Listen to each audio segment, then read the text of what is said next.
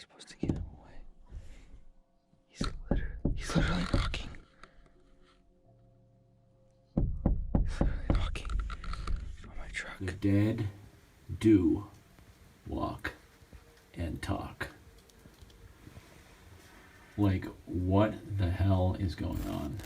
In April 2020, a kid named Noah decided to go truck camping deep in the forests of Sun River, Oregon. He found what looked like a perfect secluded spot and parked his truck for the night. I'm currently sleeping in the back of my truck right now, and there's someone walking around my truck right now. If you can hear that, it's pretty loud. Around 2 a.m., Noah woke up to strange sounds outside. At first, he thought it was an animal, but then he realized from the pattern these were human footsteps circling his truck. I don't really know what to do. I'm a little freaked out right now, and it's like pitch black outside, probably like 2 in the morning, and he just keeps walking around, and he's like really close to my truck. I've never been this scared, and like this doesn't make any sense because I parked somewhere where you couldn't see, no one was on that road. Wait, he's touching my truck. For 20 straight minutes, someone walked around his truck in pitch black darkness. Noah first hears sound of walking, then suddenly he started touching, and then He's literally touching my truck. How am I supposed to get him away? He's literally knocking. He's literally knocking on my truck. The canopy, the back door's locked. I've never been this scared before ever. I don't think he knows that there's anyone in here.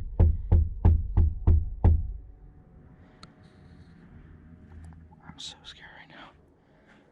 suddenly, aggressive knocking exploded on the canopy. Hard, deliberate bangs on the back doors. Noah whispered into his GoPro. He's literally peeking through the door right now. I'm gonna try to see if he goes away eventually. We'll see. He's literally peeking through the door right now. I've never been this scared ever. So, the current time is 2:30 in the morning right now. He's still walking around my truck. I'm gonna try to see if I can flash my light to get him scared. So he runs away. There he is. Oh my god. Oh my god. The morning came. Noah found handprints all over his back window from someone trying to look inside. Scratches covered the door handles from repeated attempts to get in. This was middle of nowhere forest. No lights, no identification. Noah drove straight home. So I'm back home. This is the day after. He was trying to peek in my truck quite a bit with all these marks. I didn't even notice until I got home. Handprints there, a lot of scratches, stuff like that. Dragging his finger on my side of my truck. Looks like to be trying to get inside my truck. I'm out on the trail. It's the middle of the night. I was down in my tent, not asleep, kind of just like lying there staring at the tent walls, listening to all the sounds, and then I heard somebody down by the shelter. So What started as a peaceful Thanksgiving camping trip would become a night of terror, as one hiker discovers he's being followed by someone who's been leaving disturbing messages across miles of wilderness. On December 19th, 2021, the day before Thanksgiving, Phil from the YouTube channel Hike Slam set out for an overnight camping trip along Virginia's Appalachian Trail. hi, Phil here from Hike Slam. Today I'm gonna hike into the woods a little bit here in Virginia and do an overnight. It's the day before Thanksgiving. It's supposed to be cold tonight, but I'm looking forward to it. This is gonna be a lot of fun. His plan was simple: hike to Matt's Creek shelter, set up camp, enjoy a fire by the river. Everything seemed ideal. But as Phil made his way deeper into the woods, that sense of peace wouldn't last long. About 30 minutes into his hike, Phil spotted trash scattered along the trail. When he stopped to investigate, what he found sent the first chill down his spine. As I was walking up, I saw some trash in the trail, and I came across this.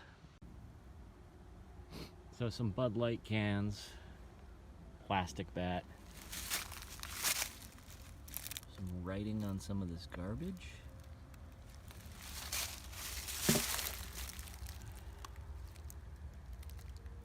This one. Hangman is coming down from the gallows. Song lyrics. Other weird things. Song lyrics, scrawled on beer cans in thick marker. But not just any lyrics. These particular words carried an ominous weight in the isolated wilderness. Song lyrics. Other weird things. Well, hopefully I don't get murdered out here. That would totally ruin my day. Well, let's keep going.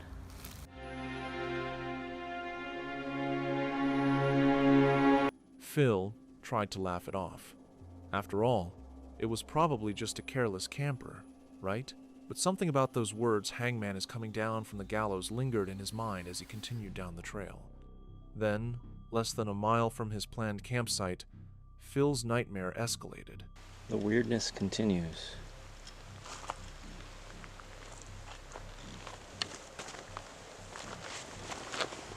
What the hell?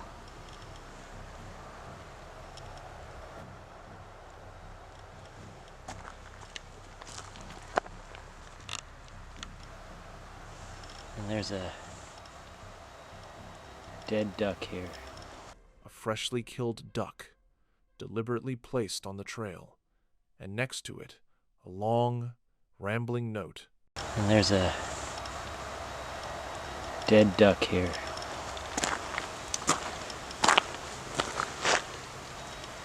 A very long note.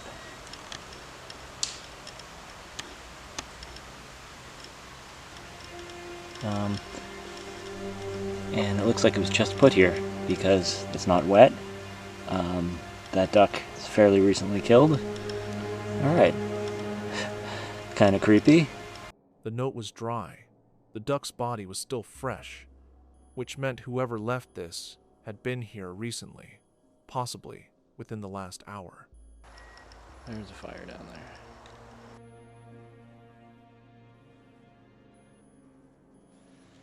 there. Okay.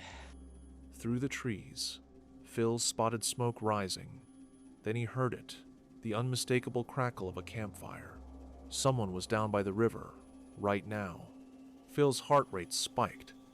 The shelter he'd been heading toward was just ahead, but between him and safety was whoever had left these disturbing signs. I'm almost at the shelter, which was going to be my camp spot for the night. That scene back there really freaked me out, though. The sun's going down. I'm going to get to the shelter, reassess the situation, and see what I think about this whole deal.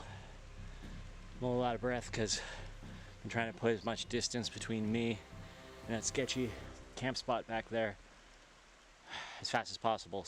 As Phil approached the shelter area, he saw him, a lone man sitting on a rock by the riverside camp, near a tarp, by a burning fire, the same person who'd left the hangman lyrics, the dead animal, the cryptic notes.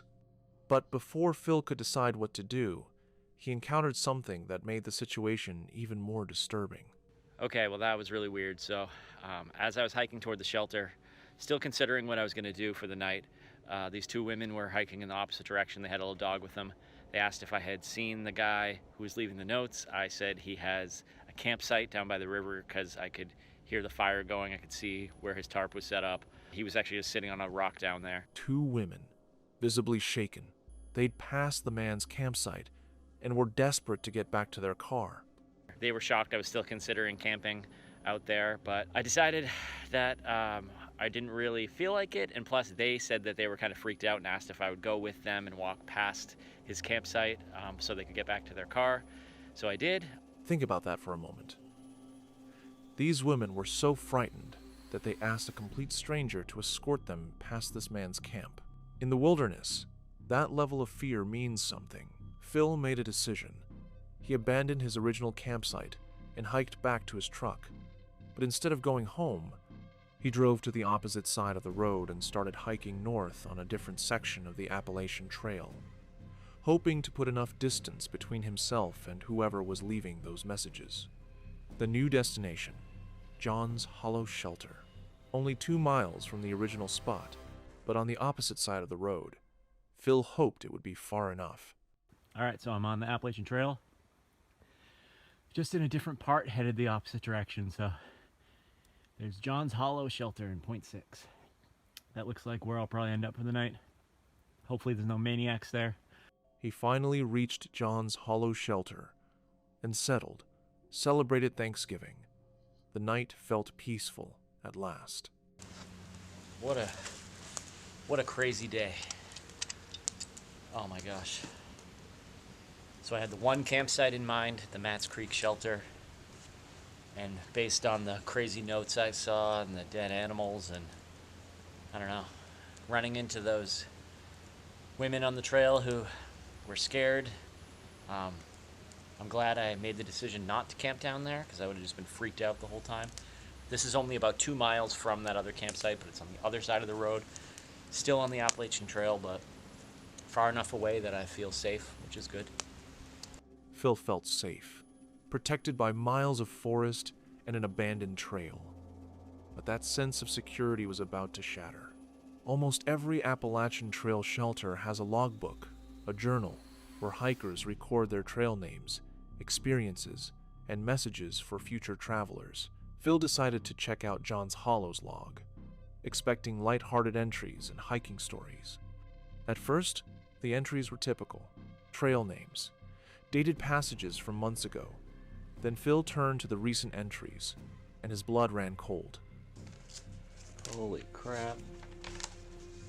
Wait a second. Well, let me adjust the camera here. This writing looks almost exactly like the writing that was on that garbage a couple of miles from here. Let's see if this makes any sense. The same handwriting, the same rambling style.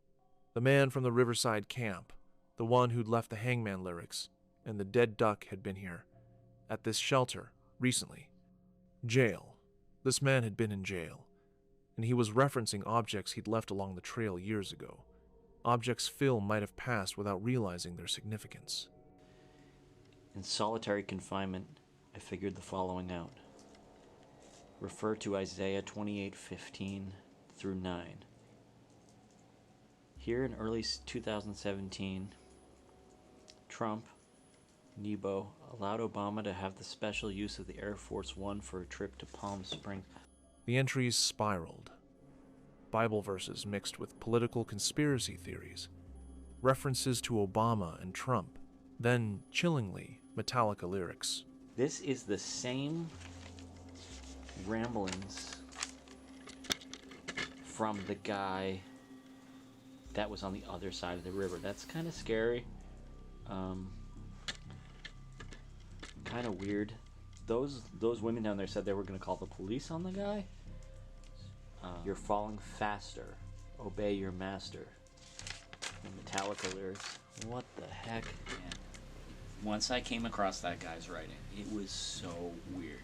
It was like, I felt like I was, I don't know, the plot continues or something. You open it up and it's like, that writing looks familiar. Oh my gosh, it's the same writing as that guy that's 3 miles away that I... Phil had hiked miles away from the original campsite specifically to avoid this person.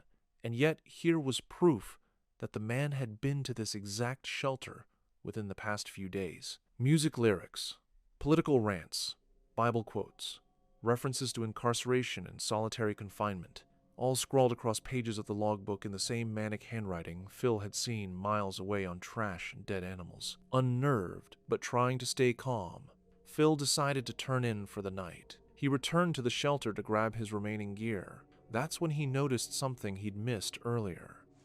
Dude, what the hell is going on here? I'm in the shelter. I'm packing up my stuff to go into my tent, and They have these things that they put in shelters a lot to hang your food bag from, so like mice can't get to it. Look at this one. What do you know? Same handwriting as the one in the book, and that garbage on the trail from that same dude.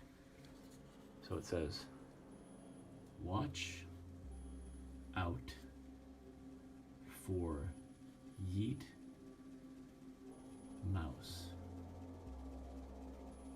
The dead do walk and talk. The dead do walk and talk. Those words hung in the cold air. Phil was alone in the mountains, miles from help. And whoever wrote that message knew these trails intimately, knew which shelters had mouse hangers, which sections of trail were isolated, where to leave his cryptic warnings. Like, what the hell is going on? Alright, I'm going to go into my tent now.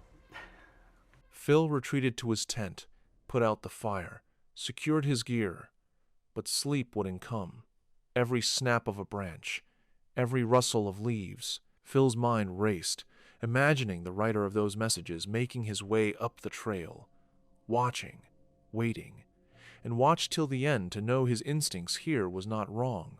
So I'm in my tent now. Fire's been put out. All my gear's in here. I'm a little on edge. I keep watching the hill behind the shelter to see if I see a headlamp coming down there.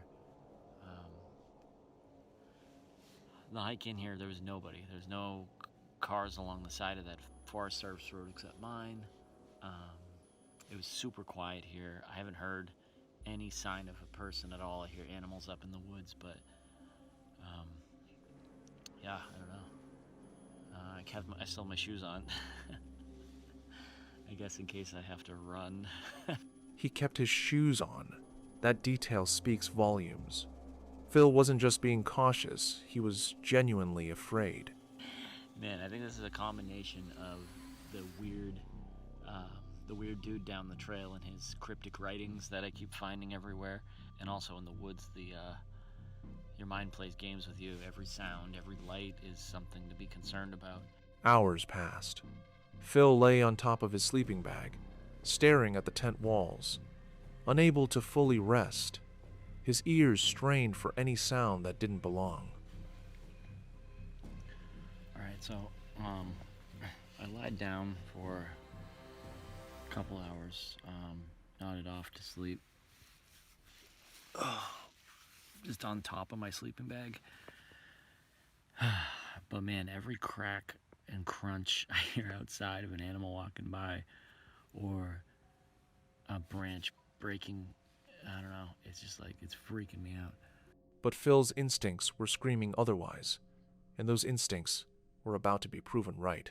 Okay, I'm out on the trail. It's the middle of the night.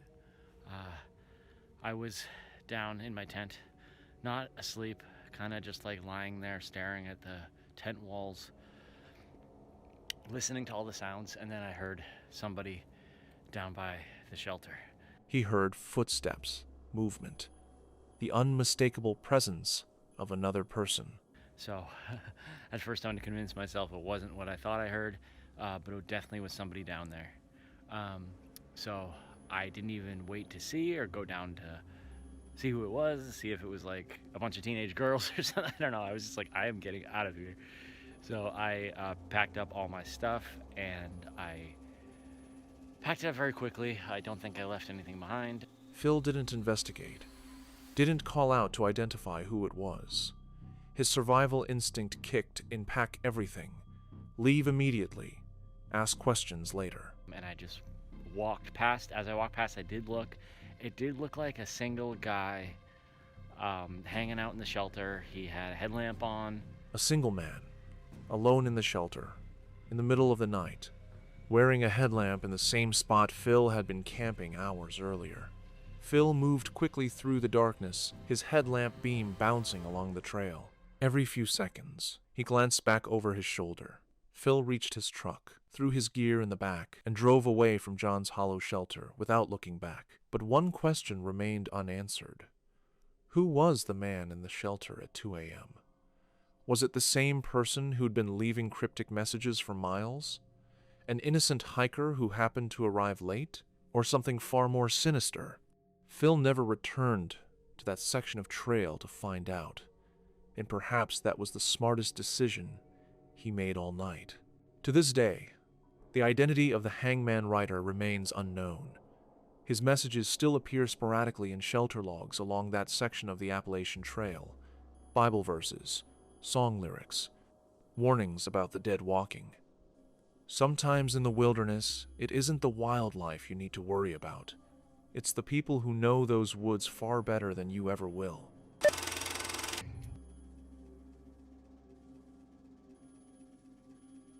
That really sucks. It was really nice out here, but... well, at least I got to put my laundry away. It's always easier to do housekeeping out in the open rather than in the city somewhere. So just finishing up my laundry and then I'll probably have to leave, but that's okay.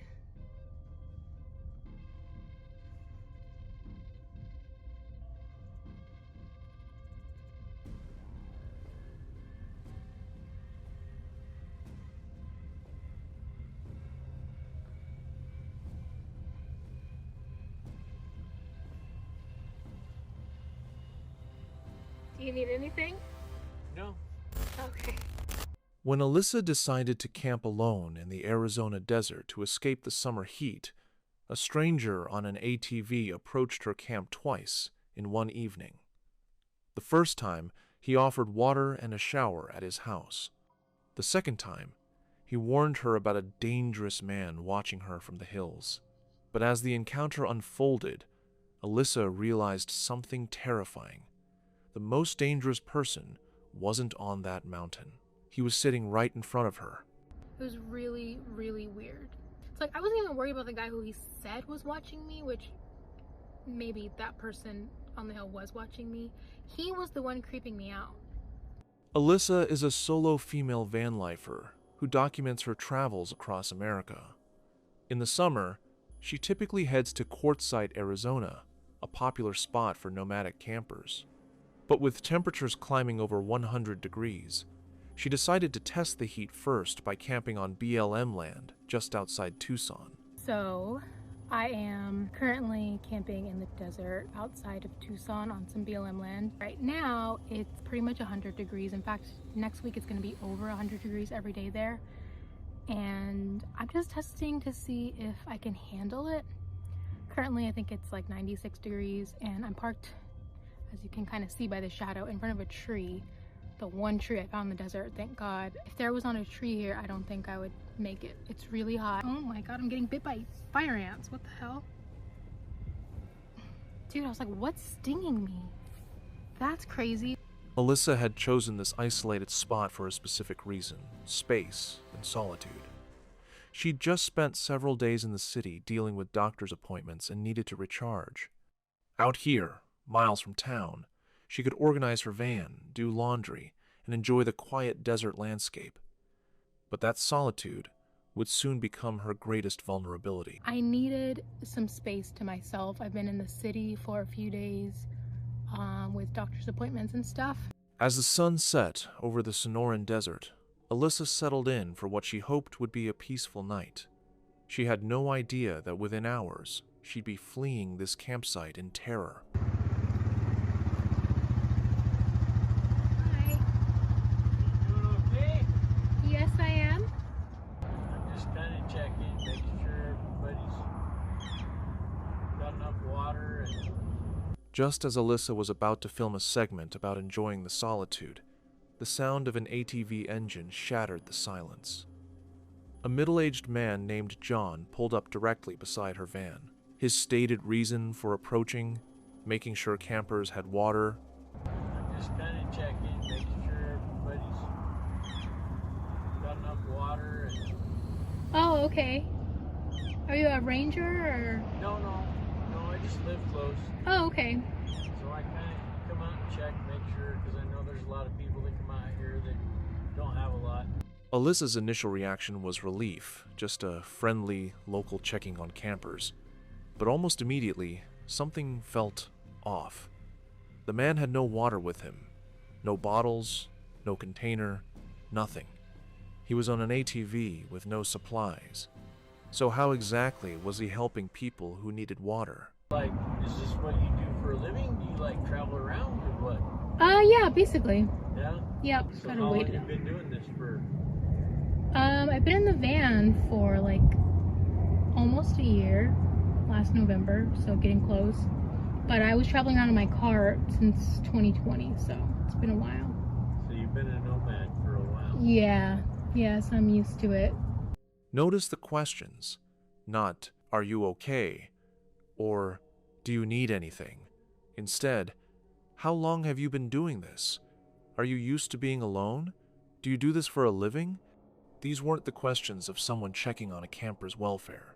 These were reconnaissance questions, gathering information about whether anyone would miss her if she disappeared. Then the man's story took a bizarre turn. Just so you know, so you're not worried, I drive by when I'm here. I actually work in Colorado. I live here, like a mile and a half from here. Okay. And so I kind of drive through when I'm here, just checking on people, making sure they got water, got what they need. Cool. So if you do stay, I'll see you again, but that's all I'm doing. All right. Nothing spooky. Okay, well. I had shit stolen from my house 2 years ago. So 2 years ago I started doing that. I started making myself open to people that were out here, giving them my name so they knew who I was, so that they saw my face. The over-explanation. A classic tell. Someone stole from his house years ago, so now he patrols the desert checking on strangers. The logic didn't connect, and Alyssa noticed. Something else that gets me with people is over-explaining. So when I, asked him if he was a ranger and he said no, he said he does this because a few years ago someone stole stuff from his house, which has nothing to do with giving people water in the desert. So it's just weird he went on the story about, like somebody has stole from me before, so okay. But the man wasn't finished. His next offer crossed a line that sent every alarm bell ringing in Alyssa's head. If you need water, I have a hose outside that runs all the time. You're willing to stop there, fill your water jugs, whatever you need. And those that I get to know well enough that I trust, they're welcome to actually come in and use the shower a couple times a week. I'm not home.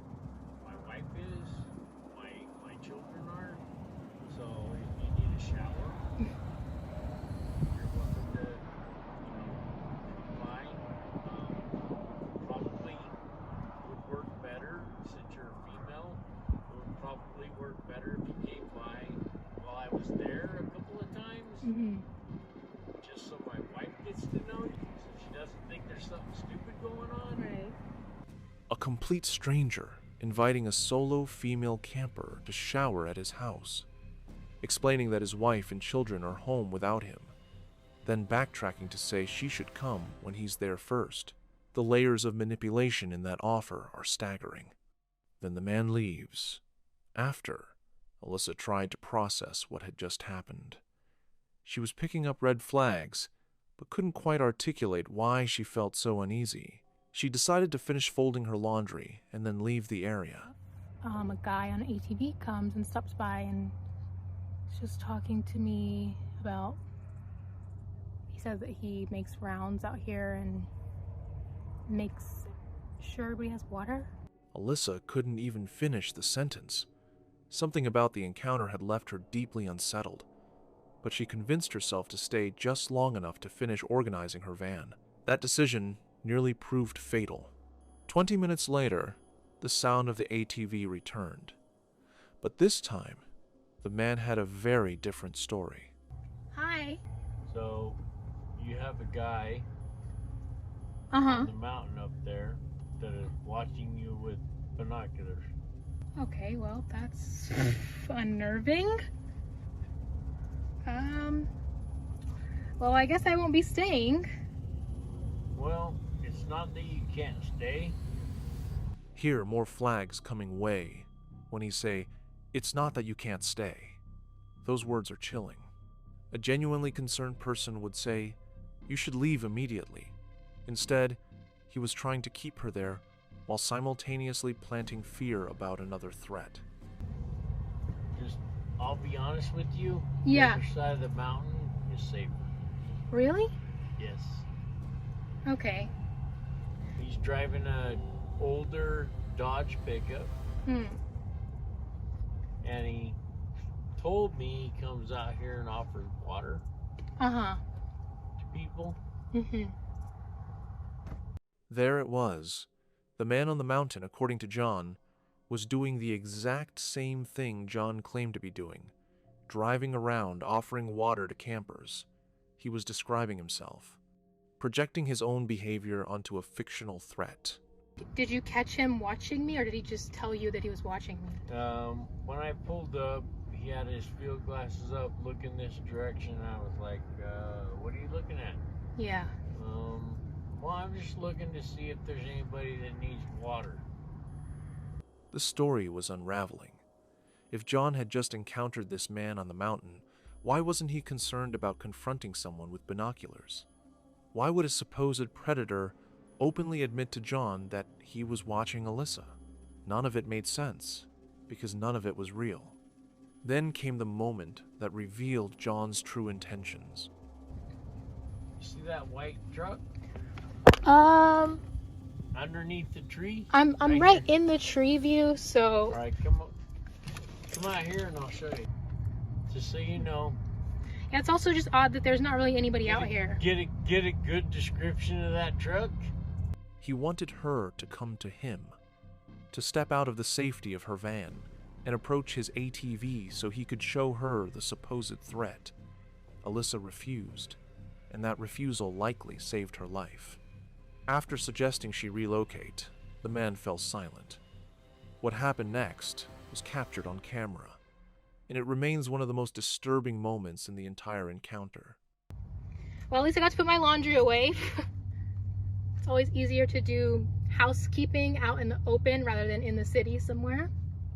So just finishing up my laundry, and then I'll probably have to leave, but that's okay.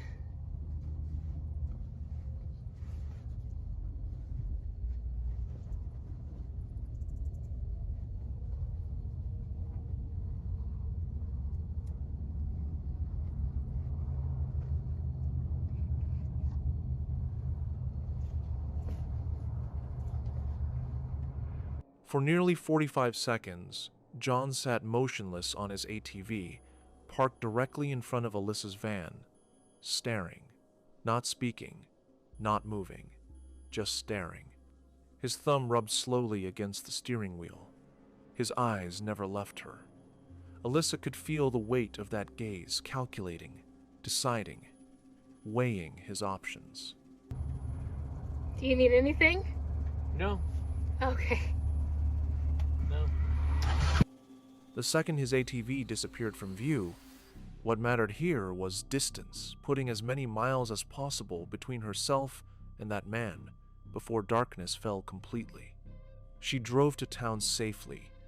Alyssa began reviewing the encounter in her mind, and the more she thought about it, the clearer the predatory pattern became. Okay, here's my reassessment. Fuck that guy, dude. The more I thought about it, the creepier he got. Like, serious Ted Bundy vibes. Serious Ted Bundy vibes if Ted Bundy was not charming and bad at lying. John Wayne Gacy vibes. John Wayne Gacy vibes if he was into young women and not little boys. She wasn't being dramatic. She was recognizing textbook predator behavior. After Alyssa posted her video, the comment section exploded with reactions from people who recognized exactly what she'd encountered. Even professions commented. A therapist commented he worked with convicted sex offenders and murderers. He was getting off on telling you what he was doing in a third-party fashion to watch your fear. He was very much lining you and the situation up to see if he could attack you. You did an amazing job trusting your instincts. Another retired correctional officer, who was working 23 years in a prison, wrote, "I can definitely tell you that he was sizing you up. The second time, he was deciding if it was the right time to do something.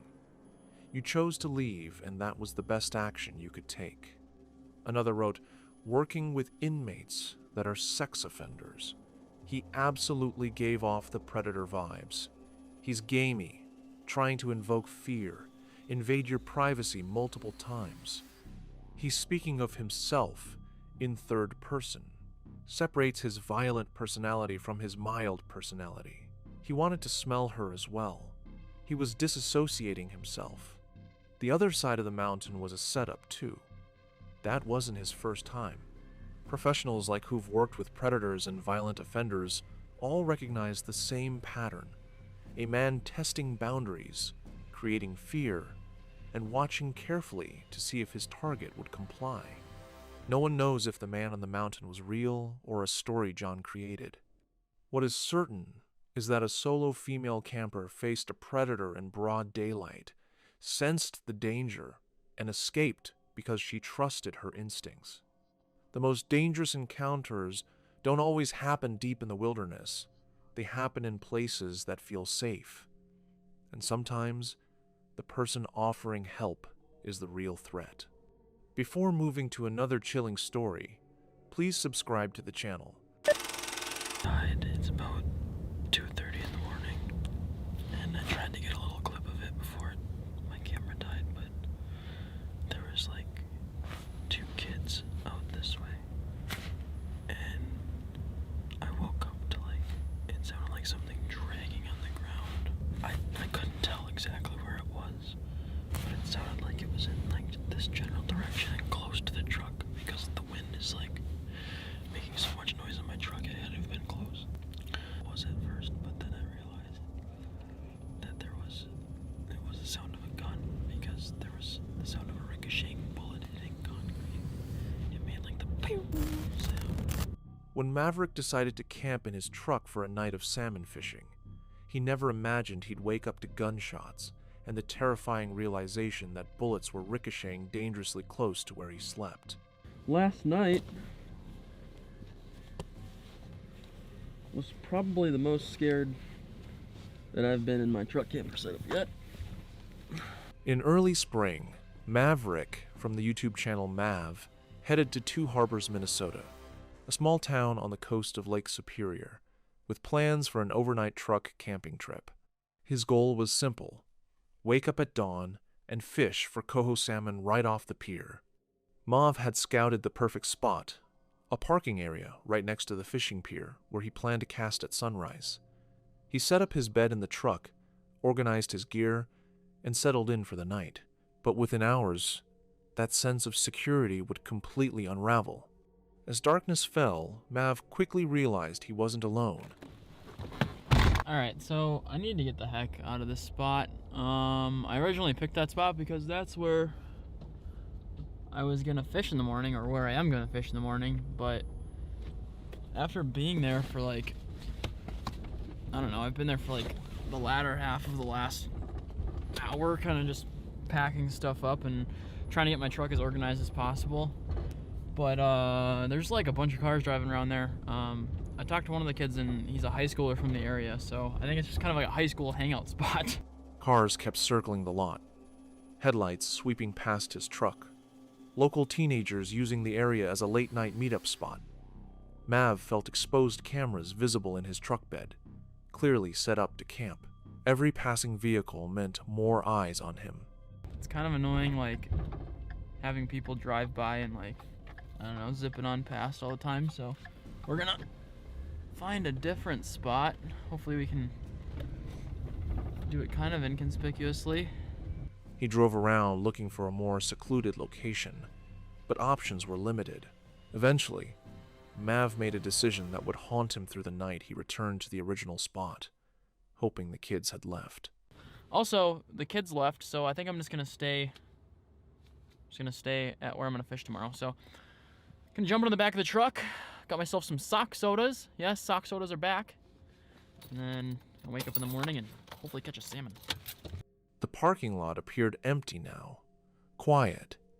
Mav climbed into his truck bed, cracked open a local soda, and tried to relax. But the isolation that had seemed comforting moments earlier was about to become deeply unsettling.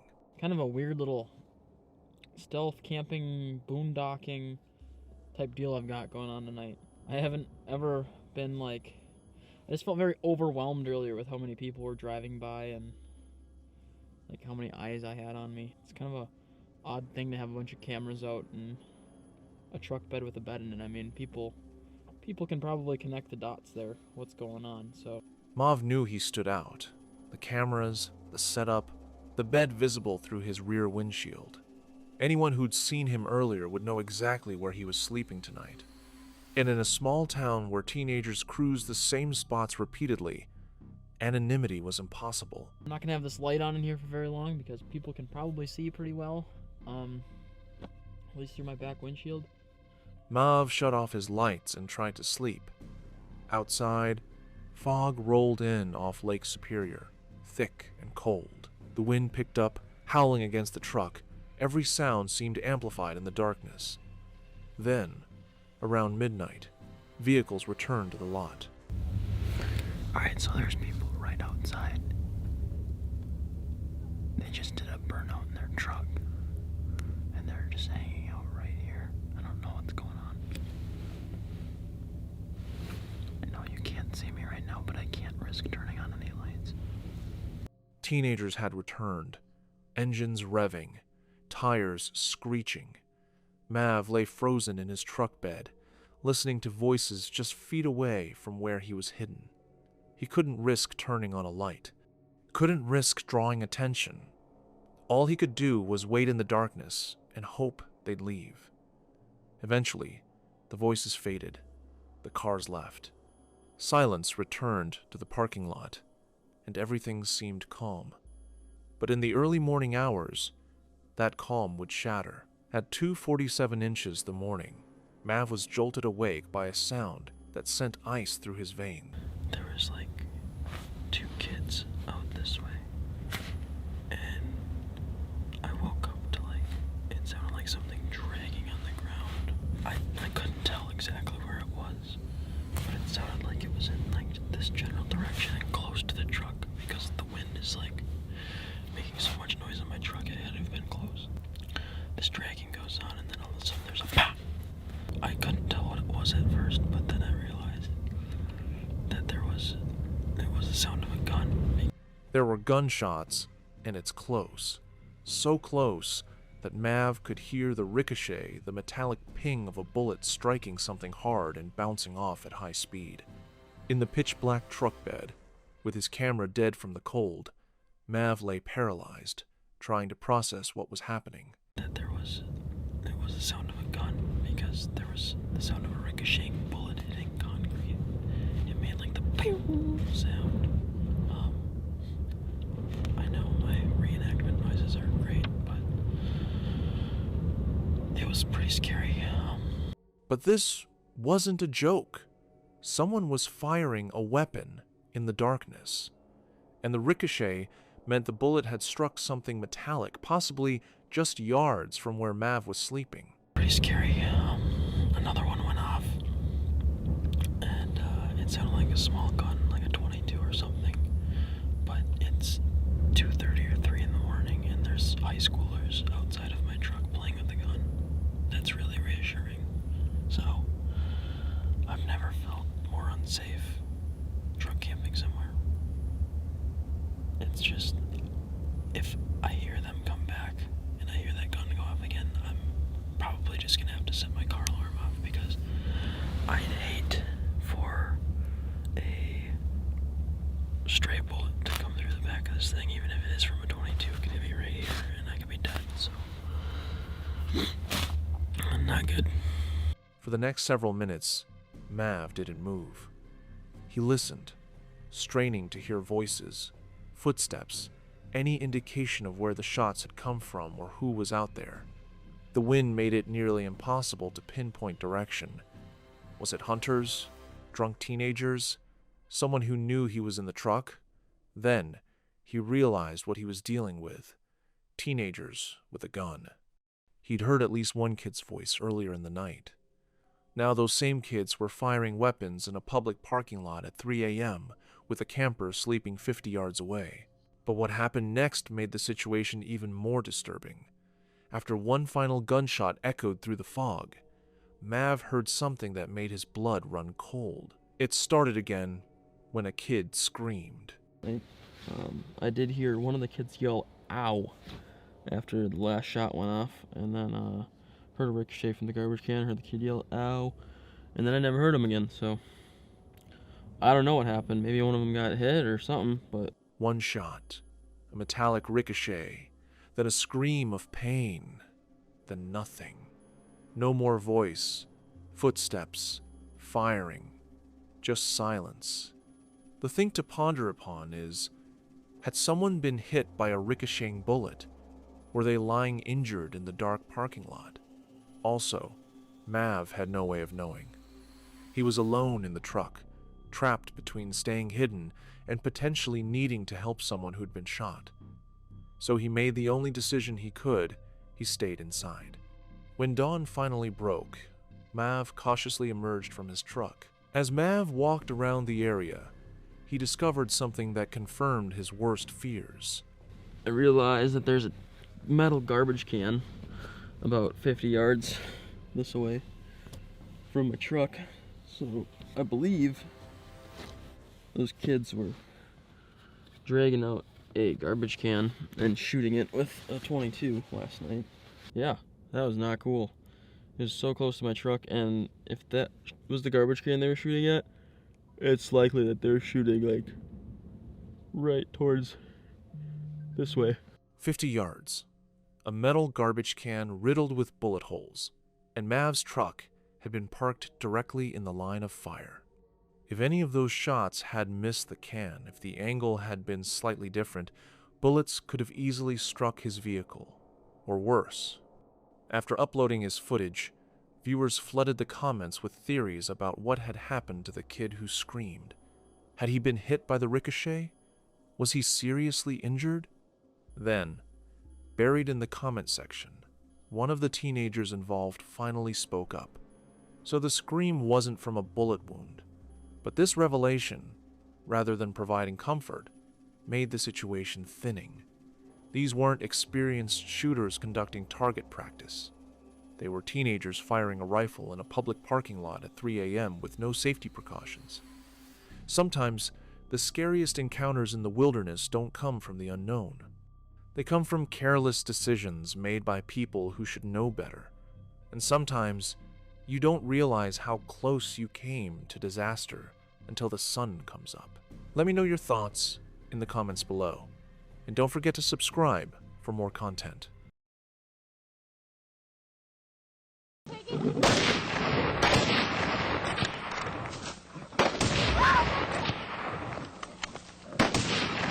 No!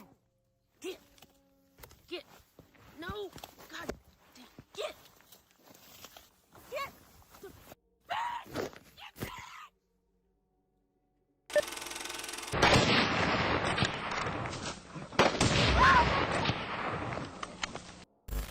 They went for normal hunting. Everything was perfect. Or so they thought. Wait, just stop it. I think you'll come more. Okay, you can do. Okay, take him. Wait, not from the front. But when the bullet hit this lion, something unexpected happened. The lion didn't go down. It didn't run away. It turned and charged and attacked one of them.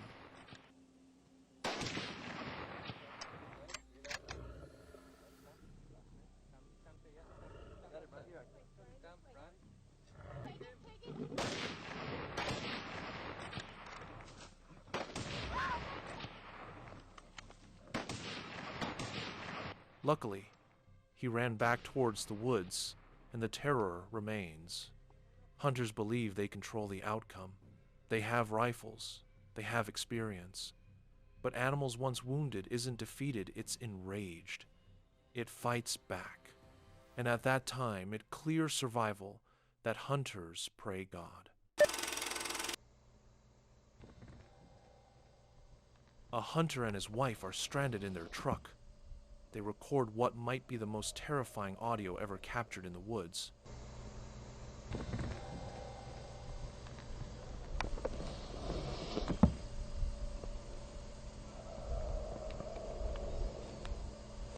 Before moving, do not forget to subscribe. Their truck broke down on a remote road near Clipper Mills in the Sierra Nevada mountains. No cell service, no passing cars, just darkness and forest. They had no choice but to spend the night in their vehicle. It's crazy. Not a bear.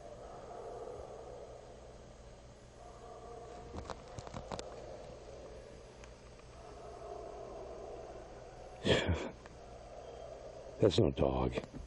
It's a bear. I think it's a bear. I don't think so. Around 10 p.m., the sounds began. Deep, echoing, coming from somewhere in the woods behind them. At first, the couple thought it might be a dog or wolf. But the more they listened, the more they realized this wasn't anything they recognized. The screams continued, getting louder, getting closer.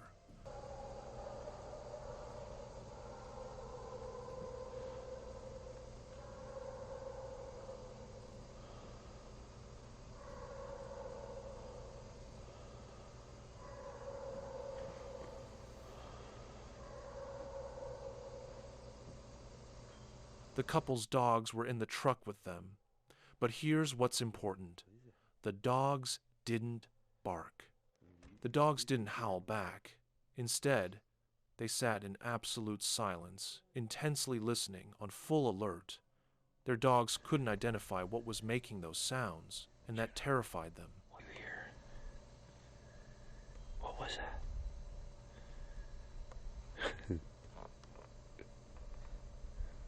The screams weren't stopping. They were evolving, deep, echoing vocalizations that seemed to come from something massive. The couple sat in the darkness, recording, terrified, their dogs frozen in fear. The sounds continued for another 5 minutes, then another. It sounds closer to me.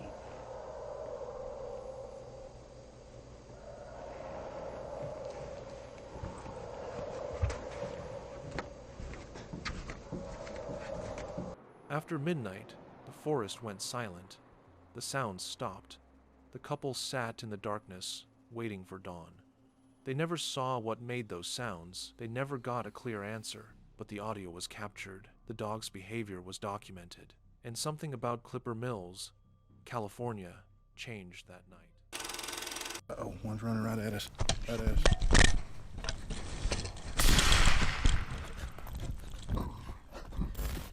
In this few seconds, a hunter's night goes from controlled to catastrophic. A 1,000-pound boar charges full speed through the darkness. What happens next is something most people will never witness. Before you skip, hit subscribe. You need to see how this started.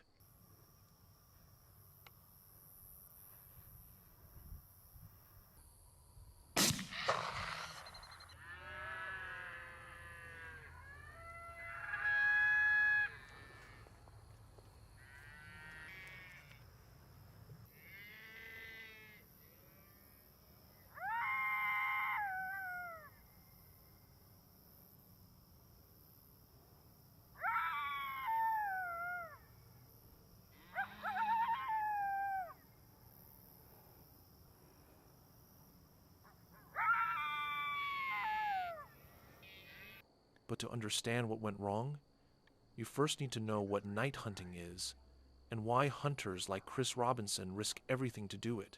Through a thermal lens, the night becomes day. Animals glow white-hot against the cooler background. In Texas, that advantage was desperately needed. Feral hogs aren't native. They arrived centuries ago on Spanish ships. Today, there are millions of them across North America, destroying crops, contaminating water, spreading disease, killing livestock. Government culls about 90,000 coyotes a year to protect ranches. But hogs? They breed so fast, traditional hunting can't keep up. They're intelligent, they adapt, they hide. So hunters like Chris Robinson turn to thermal imaging.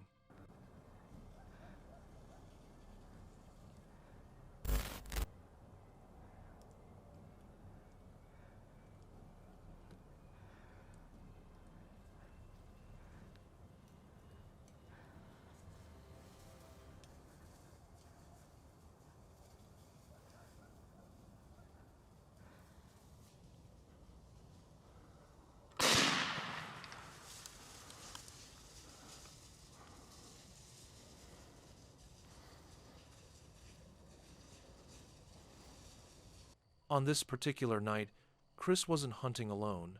Feral hogs move in groups, especially at night. They're looking for food. They're vulnerable when they're distracted. That's when a hunter strikes.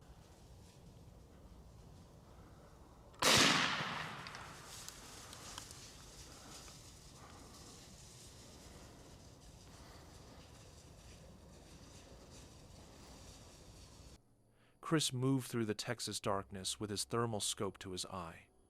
He was ready, or so he thought. Through the thermal scope, Chris spotted them a group of boars, multiple targets, multiple opportunities. He tracked the group, watching their heat signatures move through the darkness. Chris lined it up.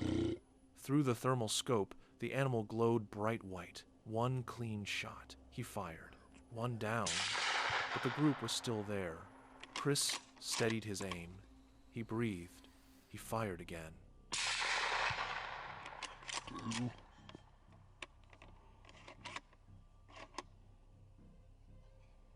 The shot connected.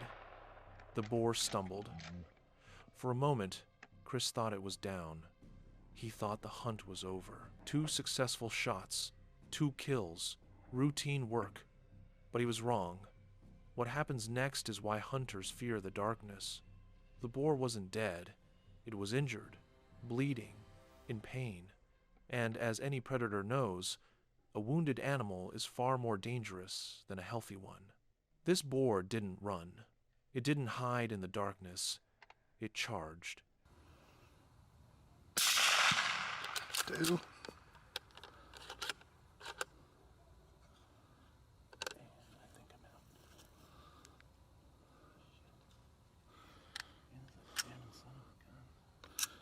Uh-oh, one's running right at us. Right at us.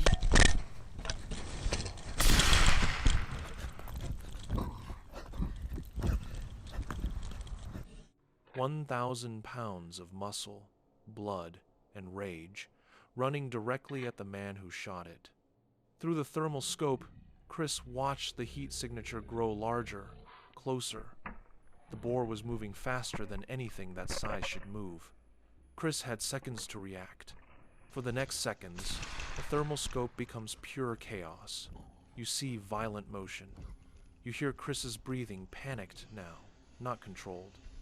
You hear the boar's squeals. The camera shakes violently. The scope loses focus.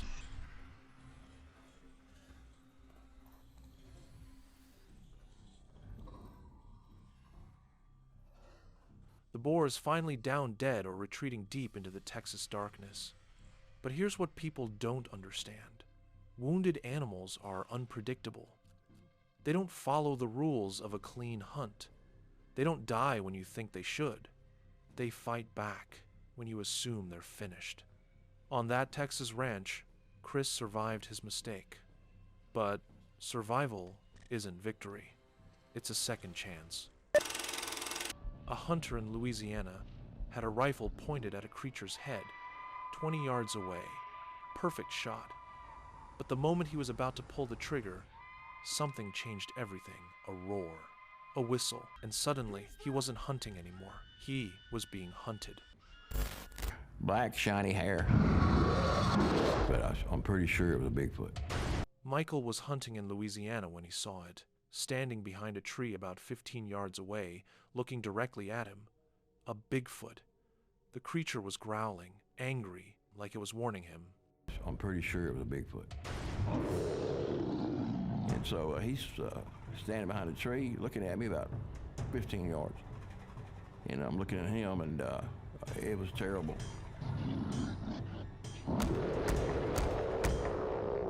He was growling. One time he got so mad at me, he started beating the tree with the sides of his fist. Boom, boom, boom, boom, you know. You can even have the deer stand. You know, I don't care. I just want to get out of here. Stay back there! Stay back! He showed me his teeth. They were just big and flat. Stay back or I'll shoot! Yeah, I said, you know, it looks like I might have to shoot this thing, you know. And so I knew I would have to make a headshot.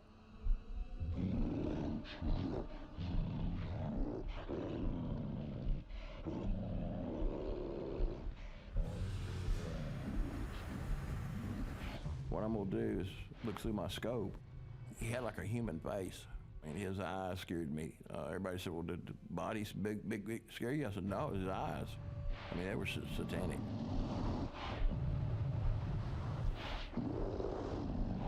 I've never in my life been that scared. I just, I wanted to cry because I've never seen nothing like that. It was horrible.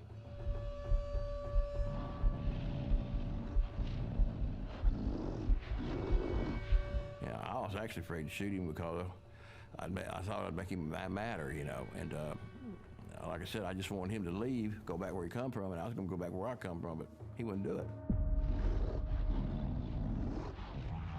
I had the crosshairs right between his eyes, and it's like about a 20-yard shot, maybe 15 yards. And as I was getting ready to pull the trigger, he let out a roar like a lion.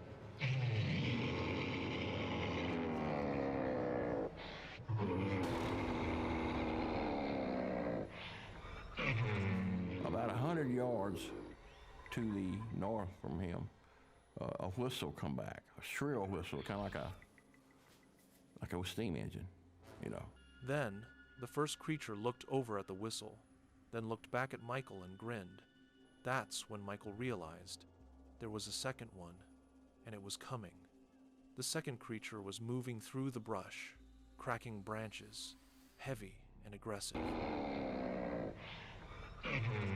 About 100 yards to the north from him, a whistle come back, a shrill whistle, kind of like a steam engine, you know.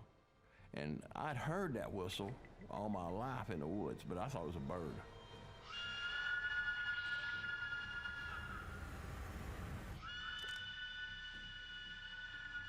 Well, he looked over at it, and he'd come back and looked at me, and he whistled back, kind of did a grin. Who's there? Who's there? And that's when I heard the other one coming. He was coming. Michael ran toward his truck. Behind him, the first creature was chasing him. The second creature was running parallel to him through the trees, not on the logging road like Michael, but through the trees. I was ready to run like, oh, get out, you know, because I was scared.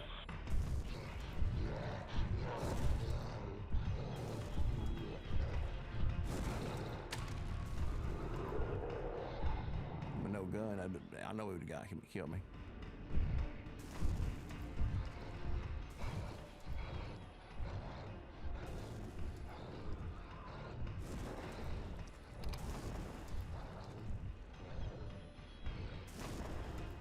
I'm running. You know, I'm trying to run, but I'm so afraid that my legs felt like they weighed 500 pounds. You know, I feel like I couldn't move. And so here he comes. He's chasing me.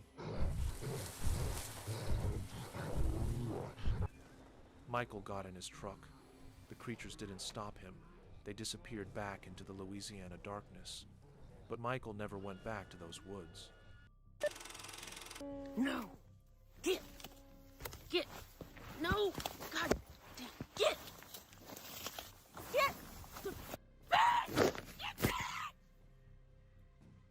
Early morning in the Arizona wilderness. A solo female backpacker is sleeping in her tent with her 6-month-old son nearby. She wakes up to scratching, hissing. Something is trying to bite through her tent netting. It's a rabid skunk.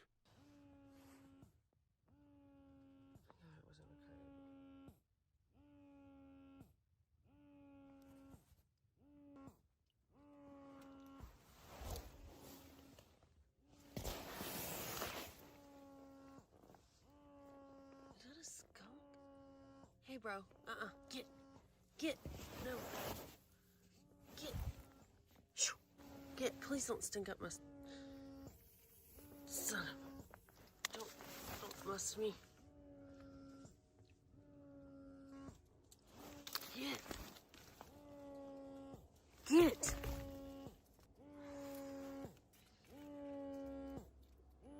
No. Get.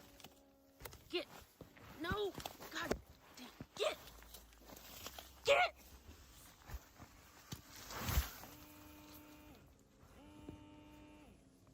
The skunk circles her tent, hissing aggressively.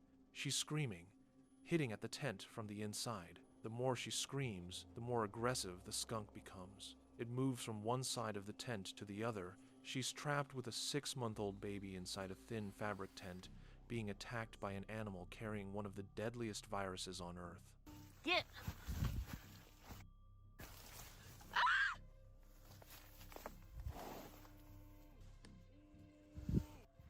There's a skunk attacking my tent! Get back! Get back!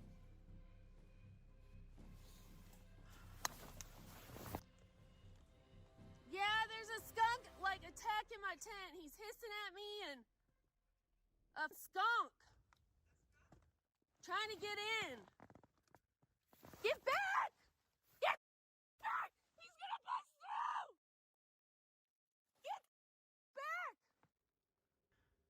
Oh my god. I don't know. He keeps circling and coming back. I don't see him right this second. But he keeps coming up to my netting and trying to bite through.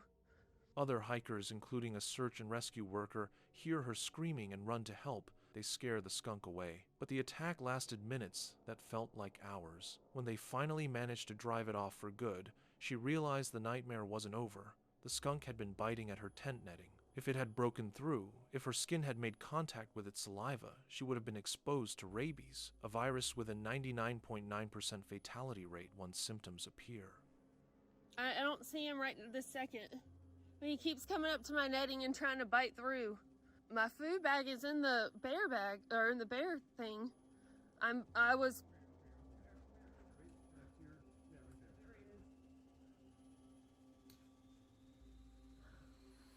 You think he has rabies? I'm so sorry to get y'all up, but I'm gonna show... I recorded this. I'm gonna show y'all him biting at this tent. Oh my god. I have never had anything like that happen. After the attack, the real fear set in. She was backpacking solo. She was pumping breast milk for her baby. When the skunk was biting her tent, did its saliva get on her hands? Did she then touch her eyes? Did she touch the milk? Rabies can transmit through any membrane, eyes, nose, mouth, or open wounds. One mistake, one moment of touching the wrong thing with contaminated hands. Maybe I am dreaming this. Yeah, I was like, help! And then I thought, then I will admit, then I thought mountain lion. Yeah. And then honestly I thought, well, we got to be careful too. Right, no, of course. Well, and I mean, the way I was screaming, I'm sure it did seem like I was dying. Well, That's like a that's later just stage. classic symptoms. Yeah. Erratic, aggressive behavior, not afraid of people. Yeah. That's just all. And we get rabies is endemic in these mountains. Yeah. I periodically come across like a dead skunk, and it died from rabies, or a dead fox. Later, a medical worker told her that, while the risk was low, rabies is almost always fatal once symptoms appear. She had to decide whether to get the rabies vaccine, just in case. The worker said it's best to get the shots within 24-72 hours if there's any chance of exposure. In the end, she decided to get the vaccine. She didn't want to risk waiting and finding out too late. Every year, hunters venture into remote wilderness, believing they have the advantage. They have weapons and plan. But what they encounter in the wilderness doesn't care about your rifle or your skill. It cares about one thing: survival. Subscribe for more hunting encounters where humans realize too late that they weren't the hunters anymore. They were the prey.